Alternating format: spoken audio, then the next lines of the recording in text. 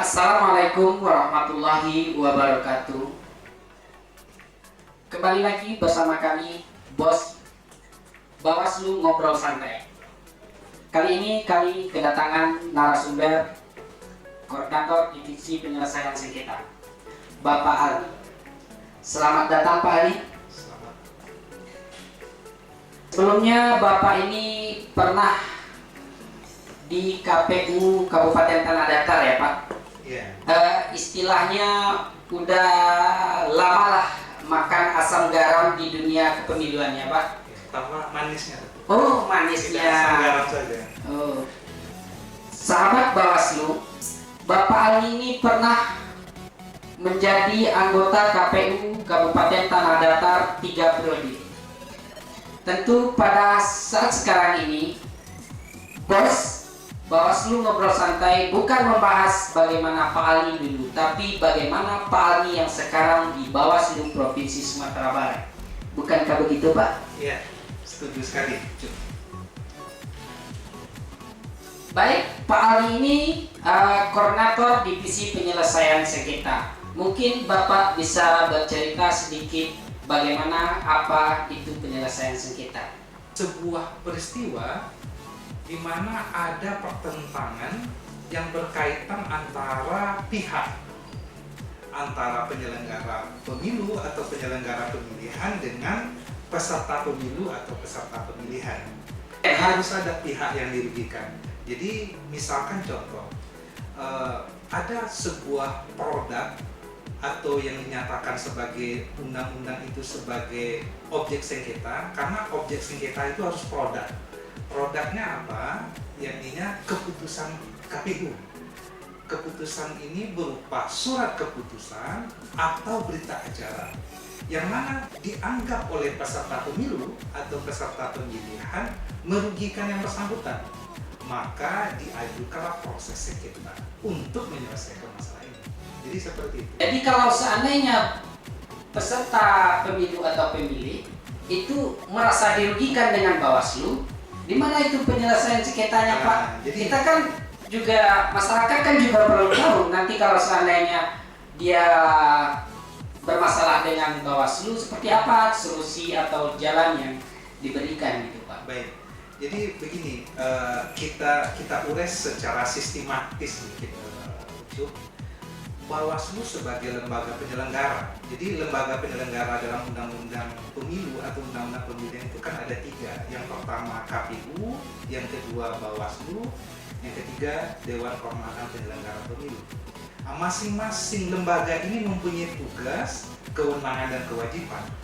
Nah, kalau Bawaslu ada salah satu tugas dan kewenangannya adalah menyelesaikan sengketa pemilu.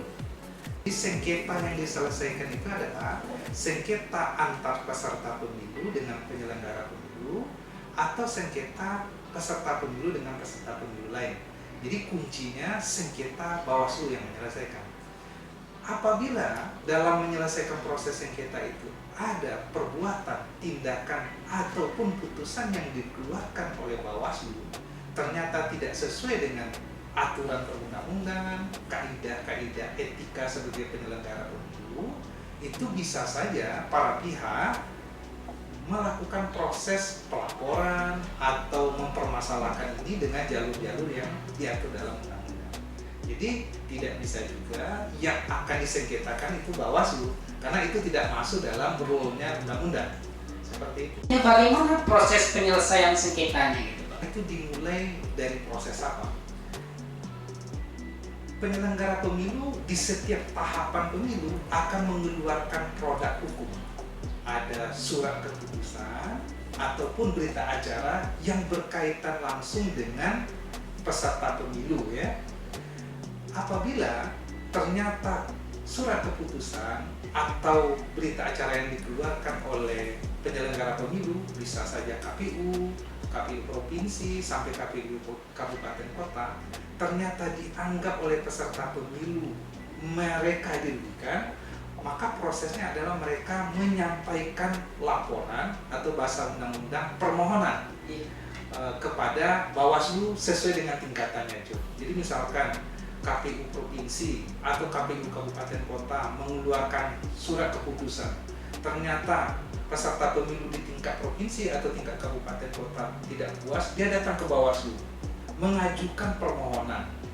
Walaupun dalam undang-undang sengketa itu diawali adanya laporan atau temuan, tapi bahasanya diurai dalam peraturan Bawaslu itu jadi permohonan. Sampaikan permohonan kepada Bawaslu provinsi atau Bawaslu kabupaten kota sesuai dengan produk SK penyelenggaranya. Kalau KPU provinsi berarti permohonannya ke Bawaslu provinsi, atau ke Bawaslu KPU kabupaten maka permohonan ke KPU kabupaten kota. Setelah permohonan disampaikan, maka oleh Bawaslu dengan jajarannya akan diproses ya. Diterima permohonannya, dinilai persyaratannya apakah formilnya, materialnya telah memenuhi. Apabila ada kekurangan syarat formil material, ada waktu perbaikan, space-nya ada 3 hari kerja. Dan apabila terpenuhi syarat formil materialnya itu akan dilakukan proses berikutnya. Apa proses berikutnya?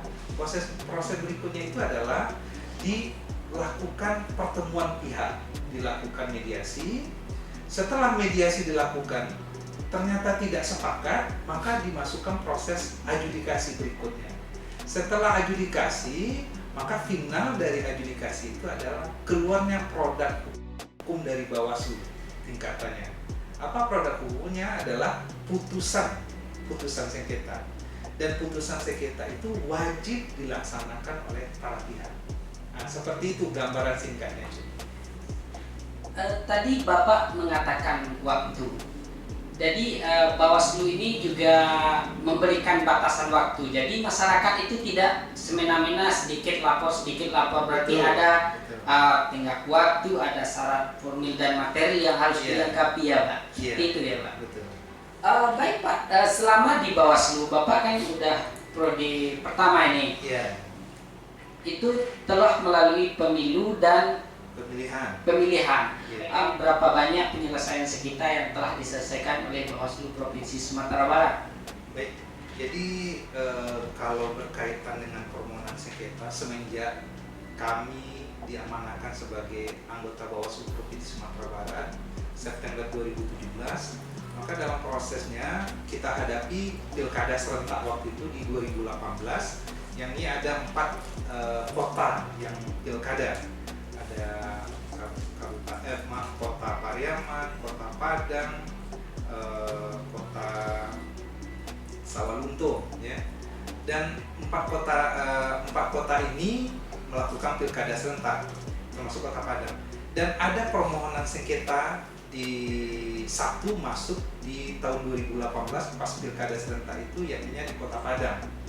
Setelah itu di waktu pelaksanaan pemilu di 2019 ada juga permohonan sengketa, dan ini termasuk yang cukup luar biasa sekali karena di provinsi-provinsi lain itu tidak sebanyak kita, kecuali Papua itu sampai 100 lebih permohonan sengketa. Apakah itu menjadi juga demokratisasi di sana sudah bagus, tapi di kita di 2019 itu ada permohonan sengketa untuk di provinsi yang Bawaslu Provinsi Sumatera Barat ada 10 permohonan sengketa, tapi untuk seluruh kabupaten kota termasuk provinsi totalnya di 2019 itu ada 46 permohonan sengketa. Jadi ini banyak sekali nih, Cuk.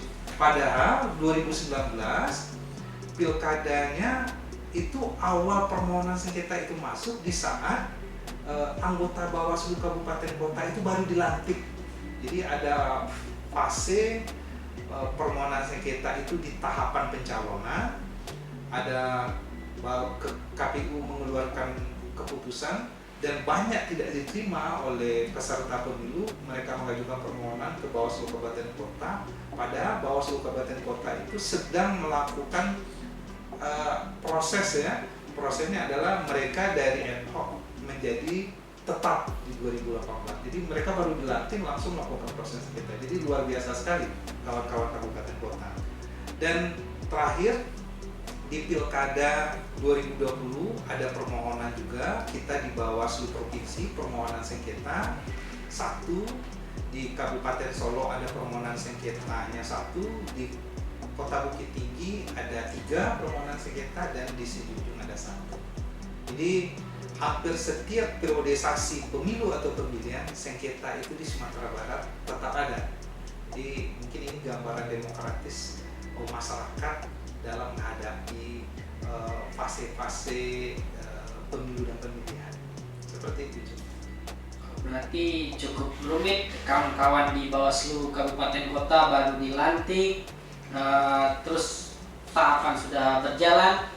Kami juga ragu nanti Pak, ketika di 2023 menjelang 2024 itu kan juga proses itu, apakah ada pandangan Bapak terhadap hal tersebut gitu?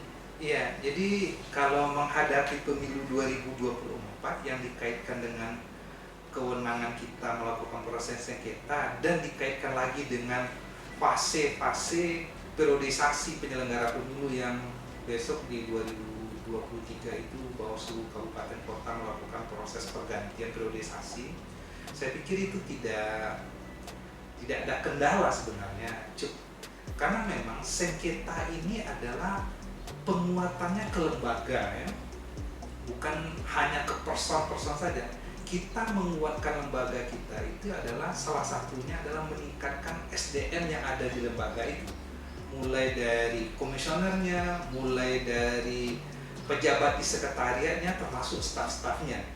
Jadi mereka itulah yang akan mengambil peran bahwasannya periodisasi itu tidak akan mempengaruhi profesionalisme lembaga, karena kita jamin itu kita melakukan pembinaan itu tetap kontinu di setiap periodisasi, di setiap tahun berjalan, kita kuatkan lembaga kita berkaitan dengan kewenangan sengketa. Jadi saya pikir berkaitan dengan profesionalisme, berkaitan dengan periodisasi tidak ada masalah. Tinggal bagaimana kita mengantisipasi sebenarnya ini, karena di 2023 itu mungkin tentu masuk proses pencalonan. Iya. Pencalonan anggota DPR, DPD, DPRD provinsi dan DPRD kabupaten kemungkinan di 2023, karena pemilu serentak di 2024 mungkin di fase ini ibarat musim, ya. Di 2003 di tahapan pencalonan itu biasanya musim-musim sengketa. Nah, inilah yang mungkin akan kita atur ritmenya, kita atur trik-triknya, mekanisme menyelesaikan, karena memang tentu saja kita tidak bisa mengantisipasi berapa yang bisa mengajukan permohonan sengketa, batasannya tidak bisa kita atur jumlah itu. Yang penting kita hanya menguatkan kelembagaan. Mungkin seperti itu. Bagaimana penyelesaian sengketa di Bawaslu nanti berjalan dengan begitu apiknya gitu Pak? Iya. Jadi mungkin kalau kita urai mungkin agak panjang, ya. Di ini biasanya saya kalau berbicara ini mungkin 2-3 jam, ya. Ya, apa-apa, silakan. Saya pendek saja, ya. Iya. Nah, karena memang sependek itu juga pengetahuan saya. Begini, berkaitan dengan kesiapan SDM dan profesionalisme. Jadi kuncinya di sana, karena inilah kita pastikan jauh-jauh hari, bahkan kita di 2021 di saat tahapan sudah selesai dan kita melakukan kegiatan rutinitas di non-tahapan, kita sudah menyiapkan SDM kita di provinsi, di kabupaten kota. Apa bentuk kegiatan yang kita lakukan? Kita lakukan pembinaan berupa proses bintek, proses simulasi, proses-proses lain yang tujuan akhirnya adalah meningkatkan profesionalisme mereka. Jadi tidak hanya di 2022 atau 2003 sudah ada tahapan baru kita lakukan peningkatan SDM, tidak. Jauh-jauh hari ini kita sudah lakukan di 2021, bahkan insya Allah di awal 2022 ini kita lakukan proses lagi peningkatan SDM dengan melakukan proses simulasi, bimbingan teknis, praktek langsung dan sebagainya. Dari segi persona orangnya, yang kita lakukan peningkatan SDM itu tidak hanya komisioner saja, tapi seluruh pejabatnya, seluruh stafnya, bahkan tidak hanya di staf sengketa saja, tapi staf yang ada di setiap Bawaslu kabupaten, kota maupun provinsi harus diberi pemahaman bagaimana proses sengketa. Bahkan mereka harus bersimulasi langsung menyelesaikan pekerjaan-pekerjaan teknis berkaitan dengan sengketa. Dan nanti tentu kita berharap di tahapan yang akan kita masuki di insya Allah ini di pertengahan 2022 dan di 2023 mereka betul-betul sudah siap dan sudah terjamin kualitas dalam melakukan proses kewenangan penyelesaian sengketa. Ini seperti itu. Baik sahabat Bawaslu, nampaknya sahabat Bawaslu tidak perlu takut atau cemas ketika pemilihan serentak di 2024.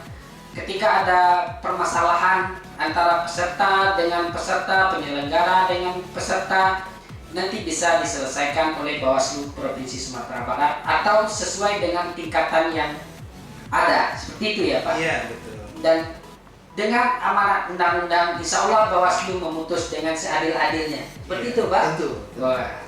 Mungkin lain kali kami juga meminta Bapak untuk lebih detail persoalan-persoalan yang ada ke depannya. Wassalamualaikum warahmatullahi wabarakatuh.